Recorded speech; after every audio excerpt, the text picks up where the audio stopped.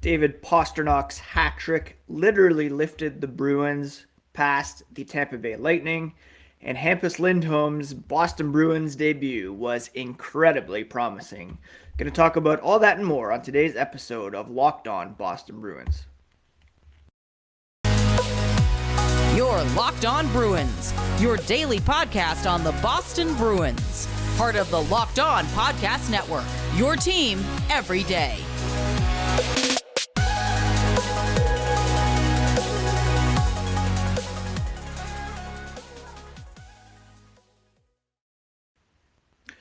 What is up, Bruins fans, and welcome back to the Locked On Boston Bruins podcast. I'm your host, Ian McLaren, and this is a daily show where we discuss all things Spoked B, as well as take a look around the NHL. Today is Friday, March 25th, and I want to thank you so much for making Locked On Bruins your first listen every day. The podcast is free and available on all platforms, as well as on YouTube, so please smash that subscribe button so that you do not miss an episode. This has already been the biggest download week in the history of the podcast, and that's apart from the YouTube numbers. So thank you so much for all who have tuned in for the trade deadline coverage and the fallout for the Boston Bruins. The Bruins beating the Tampa Bay Lightning last night in dramatic fashion, very entertaining fashion as well. Going to get into all that, but first, please do follow the podcast on Twitter if you haven't already. It's Locked NHL Bruins. And you can find me, my dad jokes, hockey tweets at Ian C. McLaren. For anyone new to the podcast, I'm a lifelong Bruins fan. Been following this team all my life, as lifelong would suggest, and been writing about this team for various outlets for 17 years. And been hosting this podcast since October 2019. And thank you for jumping into this community. I hope to make it as inclusive as possible and just have fun talking about the Boston Bruins because it's hockey. It's fun. It's a game. Let's enjoy it. And last night's game was certainly very enjoyable. David Pastrnak recording his 12th career hat trick. All three goals for the Boston Bruins. The winning score coming at about 4 minutes remaining in the third period. A massive victory over the two-time defending Stanley Cup champions, moving the Bruins past the Bolts and into third place in the Atlantic Division standings, tied with the Toronto Maple Leafs. Now, the Leafs and Lightning both have a game in hand on the Bruins, so the Bruins are still in a wild card spot when it comes to point percentage, but still very encouraging to see the Bruins up there tied with the Toronto Maple Leafs for second in the Atlantic Division. Not something that we would have foreseen a couple months ago, really, prior to the COVID break. The Bruins were really kind of struggling, trying to figure it out, and now some of the pieces are really falling into place, and we're getting a look at what this team is indeed capable of. And this was without Patrice Bergern in the lineup last night. He remains sidelined with a infection on his elbow. Now, one of those moves that has really boosted the lineup is pairing Taylor Hall with David Pastrnak on the second line and putting Erik Haula on the center spot. Haula had 3 assists in last night's game, getting a helper on each of Pasternak's goals. Quick note, Pasternak's 12th career hat trick, like I said, he tied for third in Bruins history, tied with Johnny Busick behind Cam Neely, who had 14, and Phil Esposito, who had 26. So he's within striking distance of second, but it'll take some work to pass Esposito. but he's almost halfway there. Pastrnak credited his line mates, as he does often. Holla, he said, has been going great the last couple games. He felt a bit lost out there, a bit far away from guys on the forecheck, kind of struggling to find the right positioning. But last night, they were all great on the forecheck, able to force some turnovers, spend some more time in Tampa's zone, and create more opportunities to score. Cassidy said Holla particularly had good legs in this one. When he's skating, he's at his most effective. Between those guys, Hall and Pastrnak, you have to skate to keep up. You also have to skate to reload if plays don't work out. And he's kind of bought into it. Working his way out of the zone, knowing that there's a rush maybe coming back. That's where he is most needed on that line, is that defensive responsibility as well. And he made a beautiful pass to set up, which goal was it? Maybe the second Pastrnak goal, after Hampus Lindholm had retrieved the puck from behind the Bruins net. So Pastrnak really feeling it at the moment. Since the beginning of the new year, he leads all NHL players in goals with, how many does he have here? 28 in 38 games. Austin Matthews has 26 in 31 games. So he's got a better, goal per game average. But David Pastrnak, 28 goals in 38 games. He now has 36 for the season, and that puts him 10 behind Austin Matthews for the Rocket Richard race. But he is now tied for 5th most goals in the NHL with Philip Forsberg and Alex DeBrincat, ahead of Connor McDavid.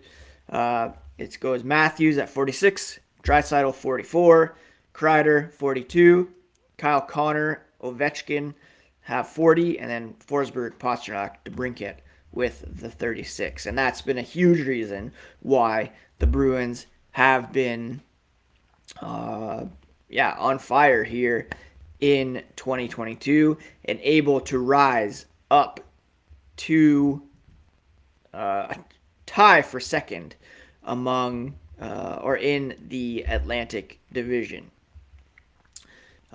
Second most points in 2022, 4 behind Colorado, with 2 games in hand. And point percentage wise, they are third, 724 point percentage here in 2021, behind Colorado and Florida, 2 of the Stanley Cup favorites. Now, another thing last night that was very impressive was the play of Hampus Lindholm. We'll get more to how he fared in his debut here in a moment, including some great quotes from Pastrnak on his play. But first, a quick word about Built Bar. If you have not tried Puff Built Bars, you are certainly missing out. It's one of Built Bar's best tasting options. Puffs are the first ever protein-infused marshmallow. They're fluffy, marshmallowy, not just a protein bar. They're really a treat, and they're covered in 100% real chocolate. Puffs are a fan favorite with some incredible flavors like yummy cinnamony churro, coconut marshmallow, banana cream pie. These are going to be your new favorite. All Built Bars are covered in 100% real chocolate, and they're good for you. Low calories, low sugar, low net carbs, high in protein. They come in so many delicious flavors. At Built Bar, they're really all about the taste first. They make it delicious, then figure out how to make it healthy. They're all covered in 100% chocolate as well. I don't know how they do it, but they pull it off every time. Go to Built.com, use promo code LOCK15 to get 15% off your order. That's promo code LOCKED15 for 15% off at built.com. Thank you so much again for making Locked On Bruins your first listen every day. The podcast is free and available on all platforms as well as on YouTube. Please do now check out the Locked On Now podcast. Daily recap of all the previous night's action from our local experts. Free and available also on your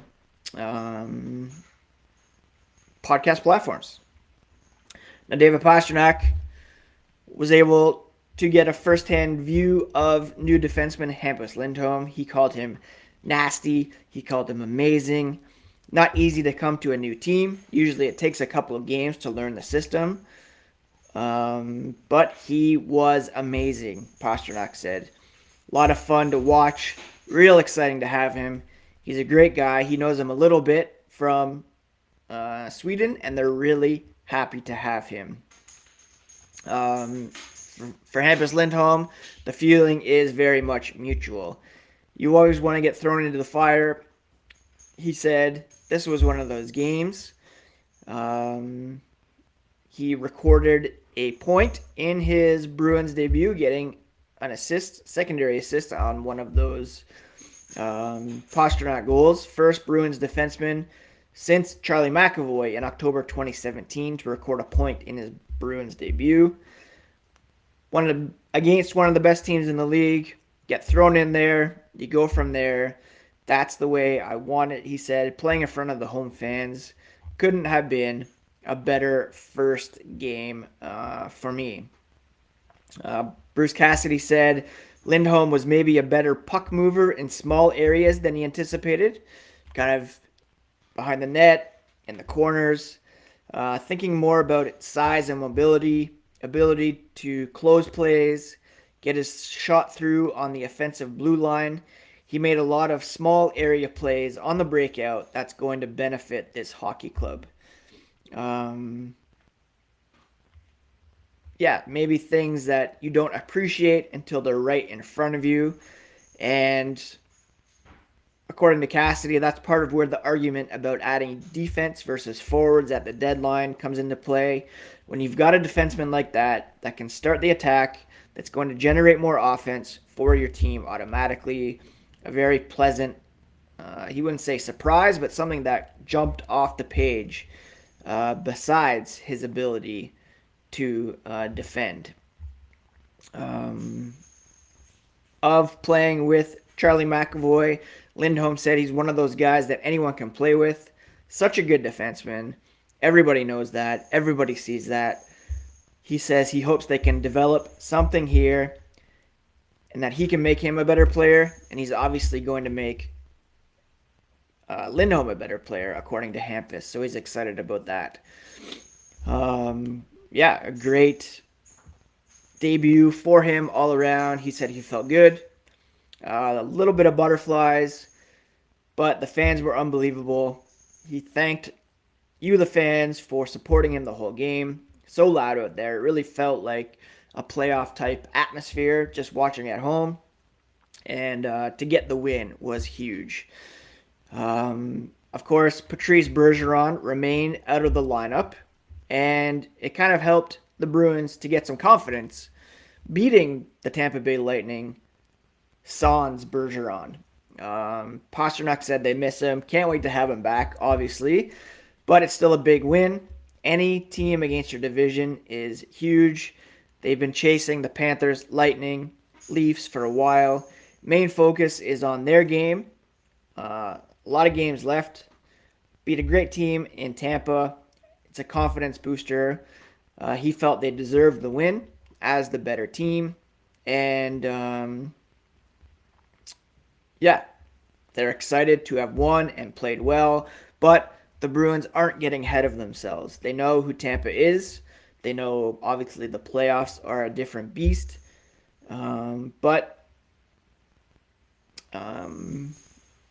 Still, to be able to win this game without Bergeron is a huge boost. And I thought Jack Studnicka looked really good. I commented last night on Twitter that, sometimes it takes extended playing time for a guy to figure out his role, figure out the NHL game. I thought he looked really good on the top line, playing with Brad Marchand and Jake DeBrusk. And I think a big part of the Bruins' recent success, something I alluded to earlier, was just kind of those puzzle pieces falling into place. You know those puzzles where there's a picture underneath and you have to move the tiles in order to reveal it. There were so many new faces for the Bruins coming into this season. There was the attempted comeback by Tuukka Rask. There were injuries early on. There were suspensions to Brad Marchand, the COVID break, kind of feeling out where everybody was going to fit in. Charlie Coyle was expected to be the second line center. But now Bruce Cassidy has been tinkering around with that puzzle, move Pastrnak down, move Halla up, move Coyle down. And now on defense, you have Lindholm moved in, Grizzly can move down. You can juggle your bottom pair and put in who you think gives your team a best shot to win on any given night. Last night it was Forbort and Clifton. Josh Brown will come in, provide a physical presence. Jake DeBrusk move up. Nick Foligno move down. All four lines really seem to be clicking at the moment. Stadnyka will obviously have to come out of the lineup when Bergeron comes in, but he'll be that much better in the event of an injury, and he'll be put into the lineup. And I think the Bruins are seeing that they can rely on him more and more in meaningful games. He did not look out of place at all playing on the top line last night against a very good team in the Tampa Bay Lightning. Now, when it comes to Big Bear of the night, obviously you got to go with David Pastrnak. He had the 3 goals on 8 shots, a team high there. Like I said, I thought Stadnyka played pretty strong. He did not have a shot, but he did have an opportunity. I believe it was in the second period where he put the puck just a bit high over Vasilevsky. You always have to try to pick your spots when it comes to how to shoot on him. And I thought Lindholm obviously had a strong game as well. He had the assist, +2, 4 shots on goal, 4 hits, a block, a takeaway in 23 minutes and 26 seconds of ice time. And friend of the podcast, Connor Ryan, I believe he posted the stats of how McAvoy and Lindholm performed together when deployed by Bruce Cassidy. They played 12 minutes and 37 seconds of 5-on-5 ice time. Shot attempts were 21-9 in favor of the Bruins. Shots were 12-2, and goals scored 2-0. So, full credit to Don Sweeney for pulling this deal off. The Bruins certainly look like a better club with Hampus Lindholm in the mix. They paid a heavy price, first-round pick, 2 seconds, Urho Vakanainen. That includes dumping John Moore's contract. But I, for one, could get very used to seeing Lindholm McAvoy for the next 8 years on the Boston Bruins top pair. Up next for the Bruins is a game tomorrow against the New York Islanders. Talk about that real quick, as well as look at some news and notes from around the NHL. But first, college basketball tournament is finally upon us. You can get all the latest odds, contests, and player props at betonline.net. Number one source for all your sports betting needs. Sports scores, podcasts, and news as well. It's not just basketball. They have you covered for hockey, baseball, NBA basketball, football, boxing, UFC. Head to their website today. Use your mobile device to learn more about the trends in action at betonline.net, where the game starts. Thank you so much again for making Locked On Bruins your first listen every day. Now check out the Locked On Fantasy Hockey podcasts. Just one podcast, singular, not podcasts.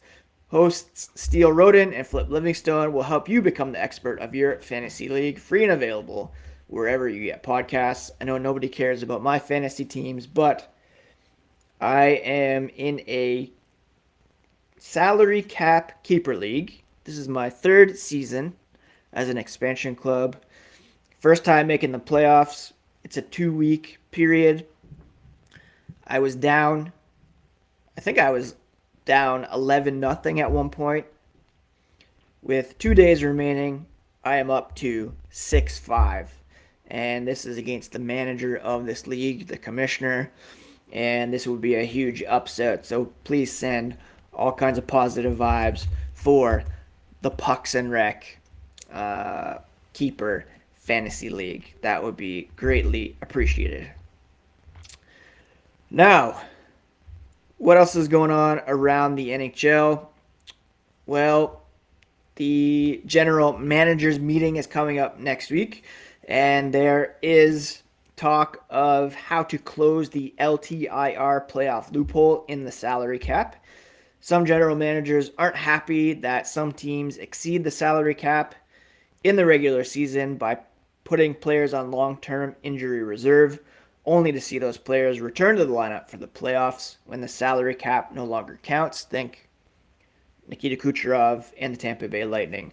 One proposed solution is to have 20 players iced by a team in a playoff game to count against the salary cap, and any attempted changes to the salary cap or to roster requirements would constitute a change of the CBA and would have to be negotiated with the Players Association. It's kind of the Nikita Kucherov rule.